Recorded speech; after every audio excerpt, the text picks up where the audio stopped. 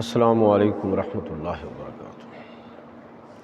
نحمدہ ونصلی ونسلم علی رسولہ الکریم، اما بعد فاعوذ باللہ من الشیطان الرجیم، بسم اللہ الرحمن الرحیم۔ قال ربی بما اغویتنی لأزینن لہم فی الارض ولأغوینہم اجمعین الا عبادک منہم المخلصین۔ صدق اللہ مولانا العظیم و صدق رسولہ النبی الکریم الامین، ونحن علی ذالک من الشاہدین والشاکرین والحمد للہ رب العالمین۔ تمام احباب درود پاک پڑھیے۔ الصلاۃ والسلام علیک یا رسول اللہ وعلی آلک واصحابک وسلم یا حبیب اللہ۔ الصلاۃ والسلام علیک یا رسول اللہ وعلی آلک واصحابک وسلم یا حبیب اللہ۔ واجب الاحترام سامعین و حاضرین، اللہ کے فضل اور توفیق سے آج کے خطبہ جمعۃ المبارک میں آپ کی خدمت میں جس موضوع پر چند باتیں عرض کروں گا اس کا تعلق اس حقیقت کے ساتھ ہے کہ جب اللہ تعالیٰ نے آدم علیہ السلام کو تخلیق فرمایا اور پھر اللہ تعالیٰ نے فرشتوں کو اور ابلیس سب کو یہ حکم دیا کہ وہ آدم کو سجدہ کریں۔ واقعہ سارا آپ نے سنا ہوا ہے، کس طرح ابلیس نے اس کا انکار کیا، کس طرح پھر وہ اللہ کی بارگاہ سے راندہ درگاہ ہوا۔ اس وقت شیطان نے اللہ کی بارگاہ میں ایک چیلنج دیا جس کا تذکرہ ابھی میں نے آپ کی خدمت میں پیش کیا ہے کہ شیطان نے یہ کہا تھا کہ ٹھیک ہے، اس نے ظاہر ہے کہ اللہ کا انکار تو کیا نہیں تھا، تو کہا کہ اے میرے رب، جس کی وجہ سے تو نے مجھے گمراہ ٹھہرایا ہے کہ میں نے اس کو سجدہ نہیں کیا، تو میں اب اس کو اور اس کی آل اولاد اور نسل کو، ان کے اعمال کو زمین کے اندر ایسے مزین کروں گا، ان کی نظروں میں اس طرح ان کو معتبر ٹھہراؤں گا، حالانکہ وہ اعمال ہوں گے غلط، لیکن میں اس طرح مزین کر دوں گا کہ اس کے نتیجے میں یہ اور ان کی آل اولاد سب گمراہ ہوں گے۔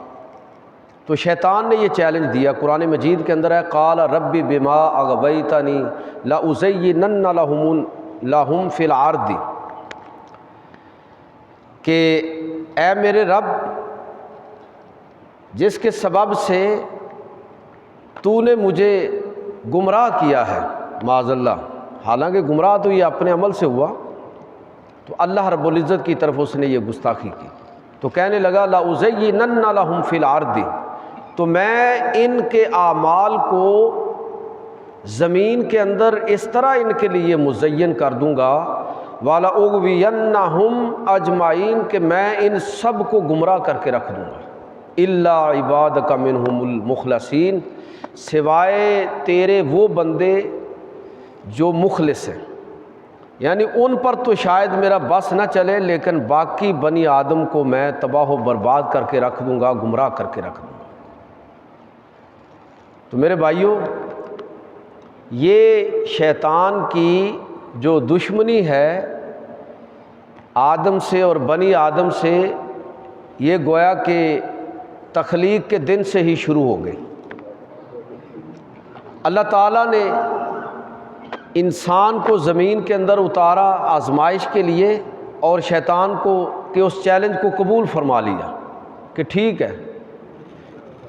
کہ تو بے شک میرے بندوں کو گمراہ کرے گا، لیکن میں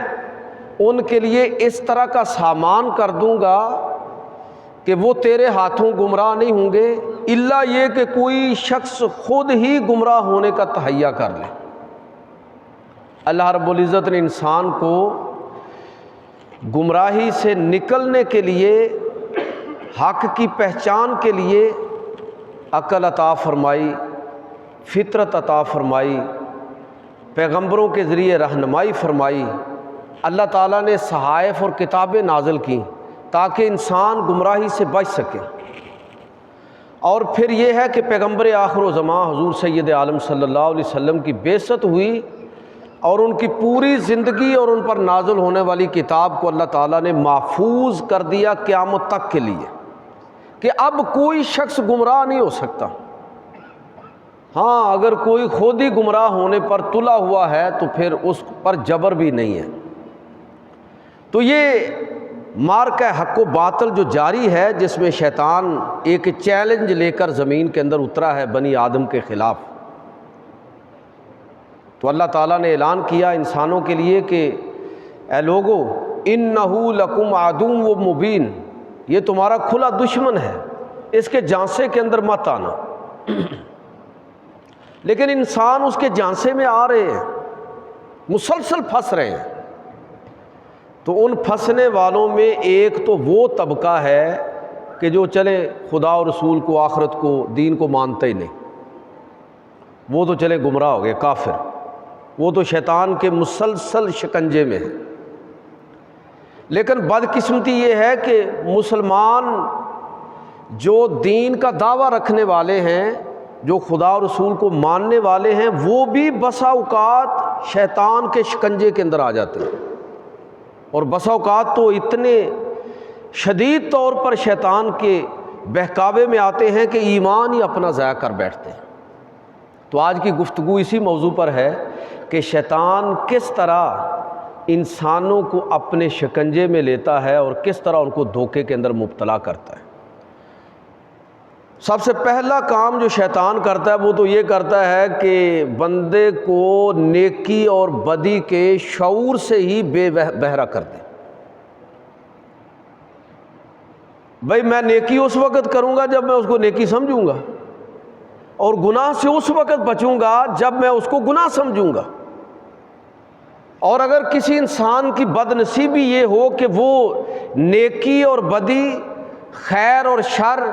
حق اور باطل کے شعور سے ہی بے بہرا ہو گیا، تو پھر اس سے یہ توقع نہیں کی جا سکتی۔ تو شیطان نے پہلا جو داؤ لگایا اور انسان کو دھوکہ دیا وہ یہی دیا کہ اس کو اس طرح اس نے اپنے شکنجے کے اندر لیا ہے کہ بندہ یہ سمجھنے سے ہی بسا اوقات قاصر ہو جاتا ہے کہ وہ جس پر عمل پیرا ہے وہ حق ہے یا باطل ہے، وہ سچ ہے یا جھوٹ ہے۔ لیکن یہ مرحلہ کب آتا ہے؟ یہ مرحلہ اس وقت آتا ہے کہ جب انسان اللہ کی دی ہوئی عقل کو بروئے کار نہیں لاتا۔ جس فطرت پر اللہ تعالیٰ نے انسان کو پیدا کیا ہے وہ اس فطرت کو مسخ کر دیتا ہے۔ وہ فطرت کیا ہے؟ کہ اللہ نے انسان کی فطرت کے اندر یہ چیز خیر اور شر کی پہچان ڈال کے اس کو دنیا کے اندر بھیجا ہے۔ جب آدمی کو غلطی کرتا ہے تو یہ چیز اس کو کون بتاتا ہے کہ یار یہ کسی کو پتہ نہ لگے، کسی کو اس چیز کی خبر نہ ہو؟ اپنے ماں باپ سے چھپاتا ہے، اپنے دوستوں سے چھپاتا ہے، اپنے بیوی بچوں سے چھپاتا ہے۔ یہ چیز اس کے اندر کہاں سے آ گئی؟ یہ اصل میں وہ فطرت کی پکار ہے جس فطرت پر اللہ تعالیٰ نے انسان کو پیدا کیا ہے، کہ ہم نے انسان کی فطرت کے اندر یہ چیز رکھ دی ہے کہ وہ حق اور سچ کو پہچان سکتا ہے۔ اب یہ اگلا مسئلہ ہے کہ بندہ اپنے اس فطرت کی پکار کو نہیں سنتا تو حدیث کے مطابق گناہ کیا، دل پر سیاہ دبا لگا، توبہ کر لی، دبا ختم، توبہ نہیں کی، اگلا گناہ، وہ دبا بڑا ہو جاتا ہے، اگلا گناہ کیا، وہ سیاہ دبا اور بڑا ہو گیا، حتیٰ کہ انسان کا پورا دل جو ہے وہ سارے کا سارا جب سیاہ ہو گیا، یعنی اس نے اپنی فطرت کو خود تباہ کر لیا، تو اب حق و باطل کی تمیز اب اس کے بس میں نہیں رہی۔ وہ گناہ بھی اس طرح کر رہا ہوتا ہے کہ جیسے آپ جیسے لوگ دیکھتے ہیں تو پریشان ہو جاتے ہیں کہ یار اس کو عقل نہیں ہے، اس کو سمجھ نہیں ہے۔ لیکن یاد رکھیے کہ یہ وہ شخص ہے کہ جس کی عقل ماری گئی، جس کی مت ماری گئی ہے اور اپنی عقل اور دانش کو تباہ کرنے والا وہ خود ہے، کوئی دوسرا نہیں ہے، پھر اس کی آنکھوں پر بھی پردہ ہے، اس کے کانوں پر بھی پردہ ہے، اس کے دل پر بھی پردہ ہے، اور یہ خاتم اللہ علی قلوبہم کی ذیل میں ایسا شخص آ جاتا ہے۔ تو یہ میں بات یہ عرض کرنا چاہتا ہوں کہ شیطان کا پہلا حربہ کیا ہوتا ہے کہ وہ لوگوں کو وہاں تک لے جائے کہ وہ حق اور باطل کی تمیز ہی کھو بیٹھے۔ اللہ تعالیٰ قرآن مجید فرقان حمید کے اندر ارشاد فرماتا ہے وَلَٰكِنْ قَسَتْ قُلُوبُهُمْ وَزَيَّنَ لَهُمُ الشَّيْطَانُ مَا كَانُوا يَعْمَلُونَ، جب کہ یہ وہ لوگ ہیں کہ جن کے دل سخت ہو گئے مسلسل حق سے منہ موڑنے کی وجہ سے، اور اللہ نے ان کے دلوں کو سخت کر دیا اور شیطان نے ان کے اعمال کو ان کے لیے مزین کر دیا۔ اب وہ گویا کہ شیطان کے پوری طرح گھیرے میں اور شکنجے کے اندر آ گئے۔ تو ایک تو شکنجہ یہ ہے جس میں شیطان انسانوں کو جکڑتا ہے کہ ان کی مت ماری جائے، وہ اپنی عقل اور دانش اور فطرت کو مسخ کر بیٹھے اور نیکی اور بدی کے شعور سے ہی محروم ہو جائیں۔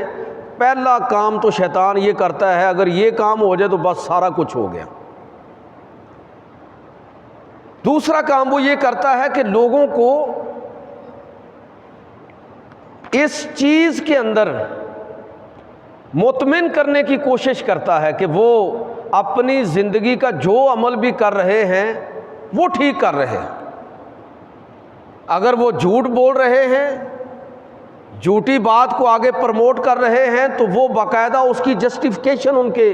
دلائل ان کو فراہم کیے جائیں۔ بھائی شیطان کا اور جو آدم علیہ السلام کا جو قصہ ہے اس میں جو شیطان کا تذکرہ ہے وہ آپ قرآن مجید میں جہاں جہاں ہے اس کو ذرا ملا کے آپ پڑھیں تو آپ کو یہ حیرت ہوگی کہ شیطان نے ہر جگہ باقاعدہ اپنے موقف پر دلائل دیے ہیں، اپنے موقف کی جسٹیفیکیشن دی ہے کہ اس نے کیوں سجدہ نہیں کیا۔ یہ وہ چیز ہے کہ جو انسانوں کے اندر بھی شیطان جو ہے وہ پروموٹ کرتا ہے، ان کو اپنے شکنجے میں لینے کے لیے۔ اب جو کچھ وہ کر رہے ہیں، جو اعمال انجام دے رہے ہیں، اس کی باقاعدہ ان کو دلائل مل رہے ہیں، دلائل ان کو سمجھائے جا رہے ہیں۔ اگر کوئی بات آگے دوسروں تک پہنچانی ہے تو ٹھیک ہے، ادھر سے چیز پکڑی اور آگے دوسروں تک پہنچا دی۔ اللہ کے پیغمبر صلی اللہ علیہ وسلم نے فرمایا اپنی طرف سے بندہ نیکی کر رہا ہوتا ہے۔ آج کل کے دور میں دیکھیں آپ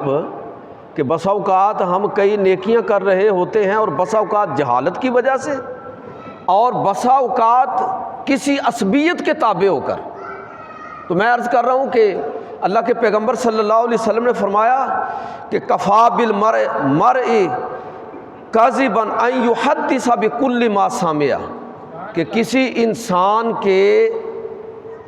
بات کے جھوٹا ہونے کے لیے یہی کافی ہے کہ جو سنی آگے بات کر دی، ادھر سے سنی آگے منتقل کر دی۔ جبکہ قرآن مجید فرقان حمید کے اندر اللہ رب العزت ارشاد فرماتا ہے کہ یا ایھا الذین آمنوا، اے ایمان والو، ان جاءکم فاسق بنبأ فتبینوا، اے ایمان والو اگر کوئی شخص تمہارے پاس کوئی خبر لے کر آیا ہے اور ہے بھی وہ فاسق، اعتبار کرنے سے پہلے اس کی تحقیق کر لو، اس لیے کہ ان السمع والبصر والفؤاد کل اولئک کان عنہ مسئولا، کہ قیامت کے دن اللہ رب العزت لوگوں سے ان کی سماعت، ان کی بصارت، ان کے دل،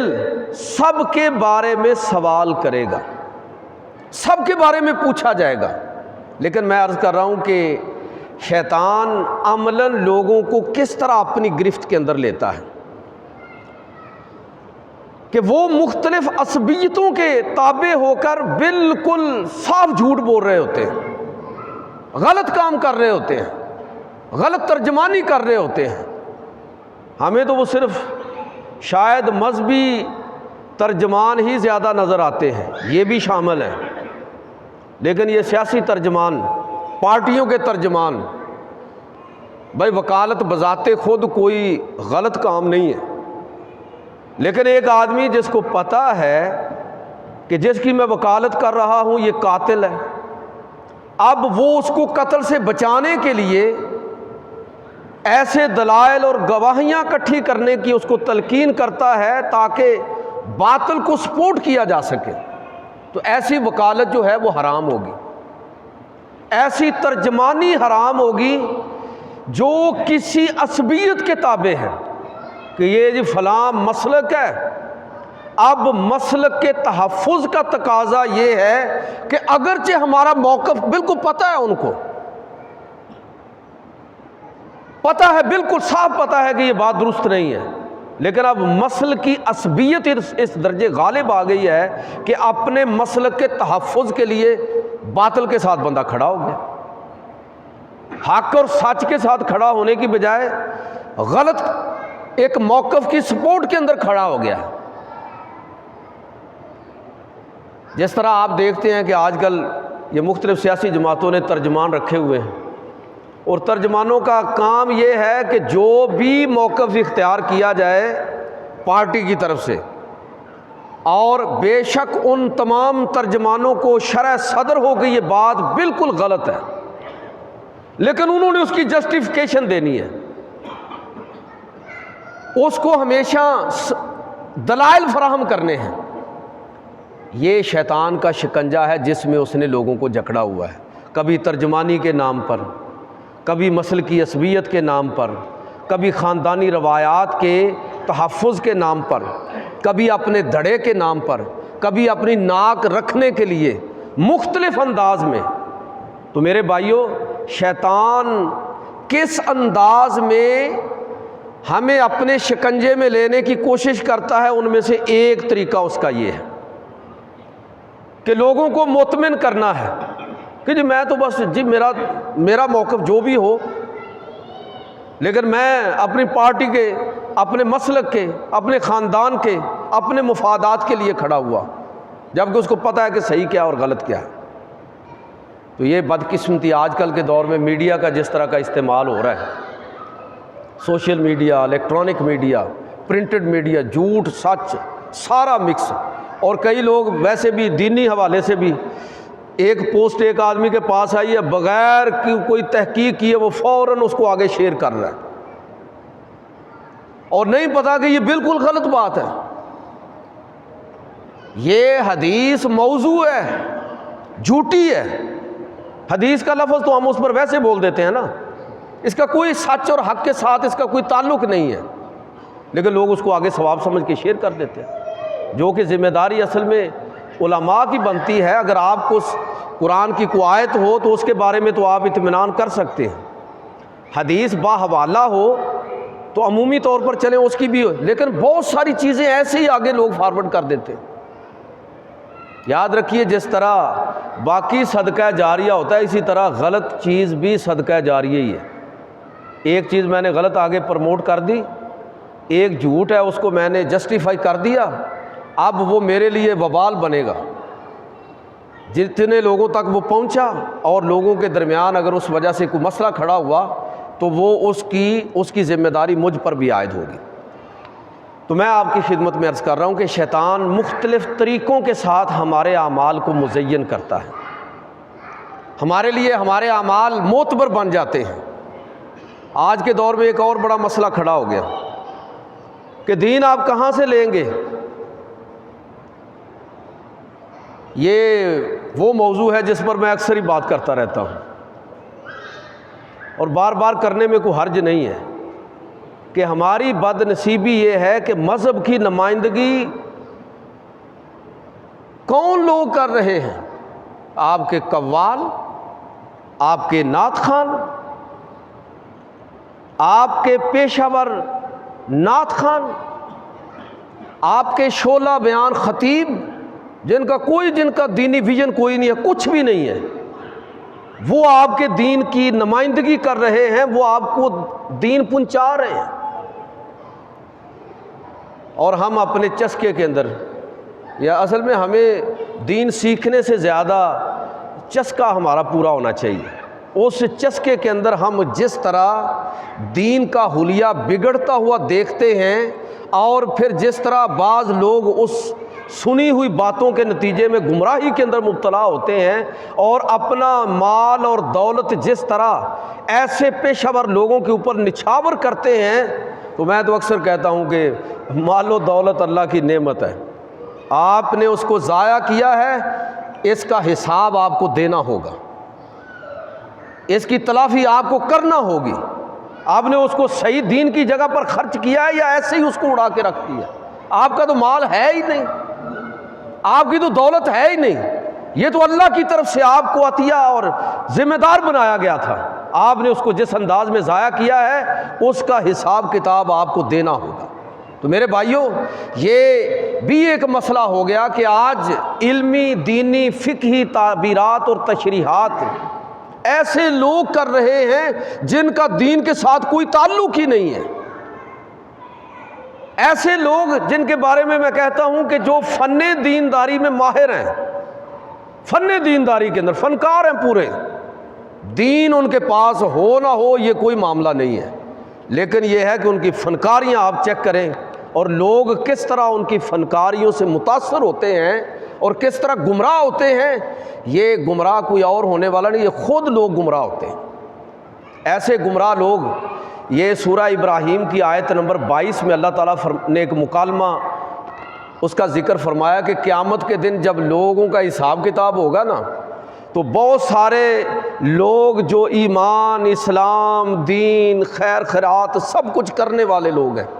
ان کو ہانکا جائے گا جہنم کی طرف، اور وہ کہیں گے کہ ہم نے تو اچھے اعمال کیے ہیں، اگر اس میں کوئی مسئلہ ہے تو وہ تو شیطان کی وجہ سے ہوا ہے۔ یہ سورہ ابراہیم آیت نمبر 22 میں اس کا مفہوم آپ کو بتا رہا ہوں۔ تو شیطان اس وقت ان سے کہے گا کہ میں نے تو، یہ کہیں گے نا کہ ہاں اس نے ہمیں گمراہ کیا ہے، تو شیطان کہے گا میں نے تو تمہیں کوئی گمراہ نہیں کیا، میرا کون سا دنیا میں تم پر زور چلتا تھا، تمہیں اللہ نے عقل، دانش، فہم، فراست کوئی چیز نہیں دی تھی، میں نے تو تمہیں محض ایک رستہ دکھایا تھا اور تم اپنی خواہش نفس پر اس رستے پر چل پڑے، ایک وعدہ میں نے تم سے کیا تھا اور ایک وعدہ رب نے تم سے کیا تھا، یہ وہ شیطان کہہ رہا ہے، اور رب کا وعدہ بالکل سچا ہے، اب تم جانو اور تمہارا کام جانے، میں نے تم کو گمراہ نہیں کیا، تم خود گمراہ ہوئے۔ یہ جو لوگ کہتے ہیں نا، بہت سارے لوگوں سے آپ سنیں نا تو وہ اس طرح کے جملے کہتے ہیں، جی کیا کریں جی ہمیں تو سمجھ ہی نہیں آتا، یہ مولوی ہمیں گمراہ کرتے ہیں، یہ پیر ہمیں کوئی گمراہ نہیں کر سکتا۔ قرآن موجود ہے، حدیث و سنت موجود ہے، حضور کی سیرت محفوظ ہے، آپ دلچسپی لے کے خود سمجھنے کی کوشش کریں، ایسے لوگوں سے خود پڑھیں، تفسیریں پڑھیں، سیرت کی کتابیں پڑھیں، اور ایسے لوگوں سے دین کو سمجھیں جہاں کو مسئلہ پیدا ہو، جن کے علم پر، جن کی دانش پر آپ کو اعتماد ہے۔ آپ عزم کریں، اللہ کے فضل سے رب تعالیٰ کا وعدہ ہے کہ جو شخص بھی ہدایت کا طلبگار ہوگا میں اس کو گمراہ نہیں کروں گا، میں اس کو گمراہ نہیں ہونے دوں گا، میں اس کو شیطان کے شکنجے سے محفوظ رکھوں گا۔ اسی لیے تو شیطان نے کہا تھا نا کہ میں سب کو گمراہ کر دوں گا، وَلَأُغْوِيَنَّهُمْ أَجْمَعِينَ، میں سب کو گمراہ کر دوں گا، إِلَّا عِبَادَكَ مِنْهُمُ الْمُخْلَصِينَ، سوائے تیرے مخلص بندوں کے۔ تو جو بھی مخلص ہے دین کے ساتھ، جو دین کو سیکھنا چاہتا ہے، سمجھنا چاہتا ہے، اللہ اس کے لیے اپنے دین کے فہم کے دروازے کھول دیتا ہے۔ تو میرے بھائیوں، یہ میرا کہنے کا مطلب یہ ہے کہ شیطان مختلف انداز کے اندر لوگوں کو اپنی گرفت میں لیتا ہے۔ ان میں سے ایک اور طریقہ جہاں پر شیطان لوگوں کو اپنی شکنجے میں لیتا ہے، اپنی گرفت کے اندر لیتا ہے، کہ لوگوں کے درمیان حلال اور حرام کی تمیز ختم کر دی جائے، اور ایسی جسٹیفیکیشن لوگوں کے دل کے اندر پیدا کر دی جائے کہ وہ حرام کو بھی حلال سمجھ کر انجام دے رہے ہوتے ہیں۔ قرآن مجید فرقان حمید کے اندر جس طرح رب کریم نے، اور حدیثوں کے اندر بھی جس طرح یہ تفصیل آپ نے سنی اور پڑھی ہوگی، ایک بندے کا یار اس چیز پر ایمان ہے کہ جب کوئی بچہ دنیا کے اندر آتا ہے تو اللہ تعالیٰ نے اس کی زندگی اور موت لکھ دی، اس کا شقی اور سعید ہونا لکھ دیا۔ تو اسی طرح اللہ کے رسول نے یہ بھی فرمایا ہے کہ اللہ تعالیٰ نے اس کا رزق بھی لکھ دیا۔ اور یاد رکھیے کہ کوئی شخص اپنے حصے کا رزق کھائے بغیر اس دنیا کو چھوڑتا نہیں ہے۔ جتنا رزق کسی کے نصیب میں ہے، کھانے کے حوالے سے، کمانے کے حوالے سے، محفوظ رکھنے کے حوالے سے، وہ اللہ رب العزت کی طرف سے فیصلہ ہو گیا۔ اب وہ رزق بندے نے حاصل کیسے کرنا ہے، رزق کتنا ہے یہ اللہ تعالیٰ نے لکھ دیا، حاصل کیسے کرنا ہے اس کو اللہ تعالیٰ نے بندے کی ثوابدید پر چھوڑ دیا کہ ہے تو اتنا، لیکن اس کو کیسے ذرائع سے حاصل کرنا یہ تم خود طے کرو گے۔ اب اسی پر میں تمہاری آزمائش کروں گا، اور اسی پر تمہاری آزمائش ہوگی، یہی تمہارے لیے امتحان ہوگا۔ وہ حضرت علی رضی اللہ تعالیٰ عنہ کے بارے میں بڑا مشہور واقعہ نا کہ کسی سفر سے واپس آئے اور گھر جانے سے پہلے مسجد نبوی میں ایک لمحے کے لیے رکے کہ 2 رکعت شکرانے کے، خیریت سے واپس آنے کے، تو 2 رکعت نماز پڑھ لیتا ہوں۔ ایک آدمی گزر رہا تھا، اس کو کہا کہ یار یہ تم میرا اونٹ سواری ذرا پکڑ لو، تو میں ابھی تھوڑا سا وقت مختصر سی نماز کے لیے گئے، نماز پڑھ کے واپس آئے تو وہ بندہ وہاں نہیں تھا، سواری موجود تھی لیکن اس کا جو لگام ہے، کڑیالہ جو ہے اونٹنی کا، سواری کا، وہ اتار کے لے گیا۔ تو حضرت علی رضی اللہ تعالیٰ نے بڑی حسرت کے ساتھ کہا کہ دیکھیے کہ اس شخص کے لیے میں نے یہ نیت کی تھی کہ اس خدمت کے عوض میں اس کو 2 درہم بطور انعام دوں گا، تو وہ تو میں نے سوچ لیا تھا کہ 2 درہم اس کو میں دوں گا، اور 2 درہم کی وہ لگام تھی، لیکن اس نے وہ 2 درہم حلال کے ذریعے سے لینے کی بجائے اپنا وہ رزق اس نے لے تو لیا لیکن اس کو خود ہی اس نے حرام کر لیا۔ تو اللہ رب العزت پر جس شخص کا ایمان ہے وہ اب کسی جائز کو ناجائز نہیں کرے گا، کسی ناجائز کو جائز نہیں کرے گا، کسی حرام کو حلال اور حلال کو حرام، اس طرح کی جسارت وہ نہیں کرے گا۔ یہ نہیں کرے گا کہ وہ رشوت کا نام فیس رکھ دے، سروس چارجز رکھ دے، یہ چائے پانی رکھ دے، پتہ نہیں کیا کہ لوگ لفظ بولتے ہیں، خدمت رکھ دے۔ تو یہ نام رکھنے سے کوئی حرام حلال نہیں ہوگا، لیکن شیطان کس طرح انسانوں کو گمراہی کے اندر مبتلا کرتا ہے کہ وہ لوگوں کو باقاعدہ دلائل دے گا کہ بھائی اگر تم ایسا کر رہے ہو تو آج کے ماحول کے اندر کیسے سروائیو کرو گے، زندہ کیسے رہو گے، گزارا تمہارا کیسے ہوگا، تمہارے بچے اچھے اسکولوں میں تعلیم حاصل نہیں کر سکیں گے، اچھا کھا نہیں سکو گے، اچھا پہن نہیں سکو گے۔ تو میرے بھائیوں، جو آدمی تو اس حقیقت کو جان لیتا ہے کہ میرے ذمے کیا ہے، میں نے وہ کرنا ہے، باقی میں اپنے رب سے دعا کروں گا، میں نے اپنی کوشش کرنی ہے، محنت کرنی ہے اور اس کے ساتھ اس میں مخلص ہونا ہے، باقی میں نتائج کو اپنے رب کے حوالے کرتا ہوں، تو وہ شخص اس طرح کی کوئی غلطی کرنے سے ہمیشہ اپنے آپ کو محفوظ رکھتا ہے۔ ہمیں اپنی اولادوں کے لیے والدین ہی بننا چاہیے، ان کی تعلیم، ان کی تربیت، ان کے لیے حلال کا رزق اور ان کے لیے جائز ترکہ اگر کوئی چھوڑ جائیں ہم کافی ہے۔ ہمیں اپنی اولادوں کے لیے خدا بننے کی کوشش نہیں کرنی چاہیے کہ ساری دنیا کی چیزیں ہم ان کے لیے اکٹھی کر دیں۔ جس طرح ہمارے لیے رزق ہے ان کے لیے بھی اللہ تعالیٰ نے رکھا ہوا ہے۔ اللہ رب العزت قرآن مجید فرقان حمید کے اندر اس موضوع پر بہت ساری آیتیں، میں صرف ایک حدیث آپ کو سنا دیتا ہوں، جابر بن عبداللہ کی حدیث ہے کہ نبی کریم صلی اللہ علیہ وسلم نے ارشاد فرمایا، فاتقوا اللہ واجملوا فی الطلب، اے لوگو اللہ سے ڈرو اور رزق تلاش کرنے میں ہمیشہ جائز ذرائع کو طلب کرو، سچ کے ساتھ، حق کے ساتھ۔ خذوا ما حل ودعوا ما حرم، جو حلال ہے اس کو لو اور جو حرام ہے اس کو ترک کر دو۔ اس لیے کہ اللہ رب العزت نے تمہارے، لیکن شیطان کیا ہے کہ وہ لوگوں کو اس طرح اپنے شکنجے کے اندر لیتا ہے کہ میرا سوشل سٹیٹس جو ہے، یہ مصیبت ہمیں پڑی ہوئی ہے کہ لوگوں کی عزت، یہ ہمارا بھی مسئلہ ہے، یہ ہمیں بھی چیز سیکھنی چاہیے کہ لوگوں کی عزت ہم مال و دولت کی وجہ سے کریں، کہ جائیداد ہے، کوٹھیاں، فیکٹریاں، اس وجہ سے لوگوں کی عزت کریں، نہیں، یہ کوئی معیار نہیں ہے۔ ہم لوگوں کی عزت کردار کی وجہ سے کریں۔ ایک آدمی صاحب کردار ہے، آپ سمجھتے ہیں کہ یہ حق حلال کا رزق کمانے والا ہے، اپنی اولاد کو رزق حلال کھلانے والا ہے، مشکلات کو برداشت کرنے کے باوجود حرام کی طرف نہیں جاتا، ایسے لوگوں کی قدر ہمارے دل کے اندر ہونی چاہیے، ایسے لوگوں کی عزت ہمیں اور زیادہ کرنی چاہیے، لیکن ہمارا رویہ اس کے برعکس ہوتا ہے۔ گویا کہ اس کا مطلب میں یہ عرض کیا کرتا ہوں کہ جب آپ کسی چور، اچکے اور ڈاکو کی عزت کرتے ہیں، اس کی پجاروں اور گاڑی اور اس کی کوٹھی اور جائیداد اور اس کے اثاثوں کی وجہ سے، اور دوسرے آدمی کو اس وجہ سے حقیر سمجھ رہے ہیں کہ اس کے پاس یہ چیزیں نہیں ہیں، کردار ہے، یہ چیزیں نہیں ہیں، تو اس کا مطلب یہ ہے کہ میں اصل میں چوروں، اچکوں کو پرموٹ کرنے میں بھی اپنا کردار ادا کر رہا ہوں۔ ایسے لوگوں کی عزت کرنی چاہیے اور ایسے لوگوں کی قدر کرنی چاہیے۔ تو شیطان، میں عرض کر رہا ہوں کہ کس طرح اپنے شکنجے میں، آخری بات کر کے ختم کرتا ہوں، ایک اور چیز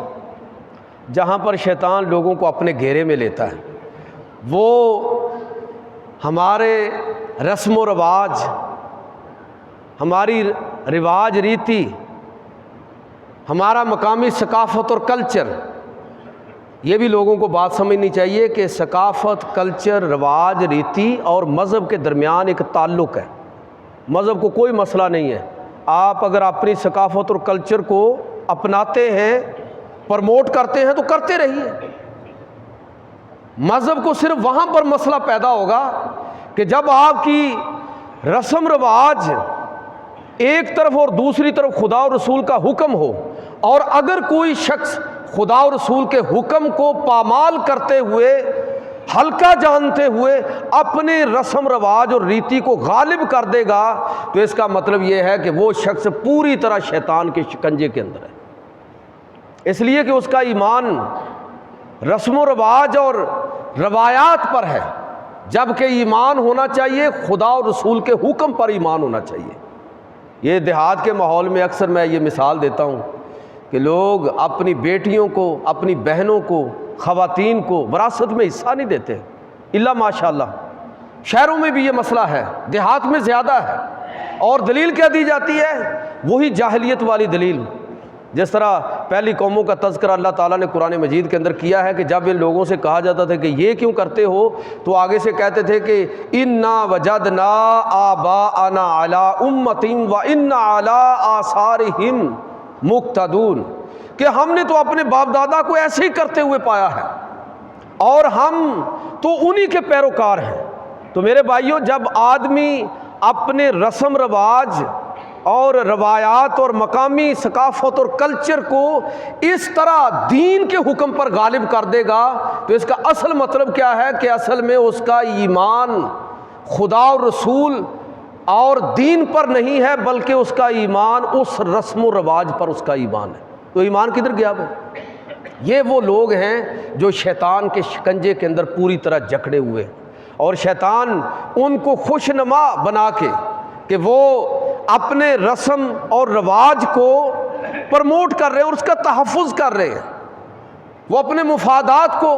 پرموٹ کر رہے ہیں اور ان کا تحفظ کر رہے ہیں، اور ان کا حال یہ ہے کہ وہ اس کے مقابلے میں دین کو قربان کرنے کے لیے تیار ہیں۔ اللہ کے پیغمبر صلی اللہ علیہ وسلم نے فرمایا تھا، لا یؤمن احدکم، تم میں سے کوئی شخص بھی مومن نہیں ہو سکتا اس وقت تک، حتی یکون ہواہ، یہاں تک کہ وہ اپنی خواہشات نفس کو قربان نہ کر دے، تابعا لما جئت بہ، یعنی جو میں لے کر آیا ہوں اپنے سارے رسم و رواج کو جب تک اس کے تابع نہ کر دے، اس وقت تک وہ شخص مومن نہیں ہے۔ تو شیطان کے اس شکنجے سے کہ جو اس نے جس طرح لوگوں کو جکڑا ہوا ہے مختلف ناموں کے ساتھ، مختلف عنوانات کے ساتھ، یہ دعا کرتا ہوں کہ اللہ تعالی ہم سب کو صحیح معنوں میں دین کا فہم عطا فرمائے، عمل کرنے کی توفیق عطا فرمائے، اور شیطان کے جو حربے ہیں اور دھوکے ہیں ان کو بھی اللہ تعالی ہمیں سمجھنے کی توفیق عطا فرمائے۔ وما علینا الا البلاغ۔